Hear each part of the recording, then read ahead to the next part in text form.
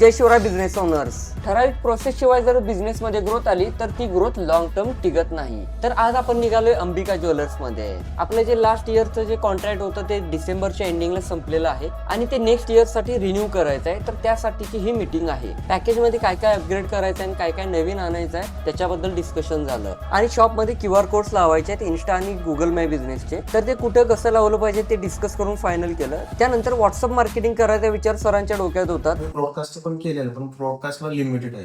तर ते कसं केलं पाहिजे त्याचे फायदे आणि तोटे काय आहेत ते सरांना क्लिअर करून सांगितलं. दुसऱ्या दिवशी ऑफिस मध्ये आलो. इचलकरंजी मधील स्वराज इलेक्ट्रॉनिक्स यांचं पॅकेज फायनल करायचं होतं त्यासाठीची मीटिंग होती. त्याचं टायमिंग शेड्यूल केलं आणि अंबिका ज्वेलर्सचा कॉन्ट्रॅक्ट तयार करायला घेतला. त्यांच्या काय रिक्वायरमेंट्स होत्या काय काय डिलिव्हर करायचं होते ते प्रॉपर कॉन्ट्रॅक्ट मध्ये ड्राफ्ट केलं आणि व्हेरिफिकेशन साठी पाठवला. त्यानंतर बाकीचे डेलीचे जे टास्क होते ते सगळे कंप्लीट केले आणि इचलकरंजीला निघालो. पोहोचल्यानंतर चैतन्यला कॉल केला आणि त्याच्यासोबत शॉप मध्ये गेलो.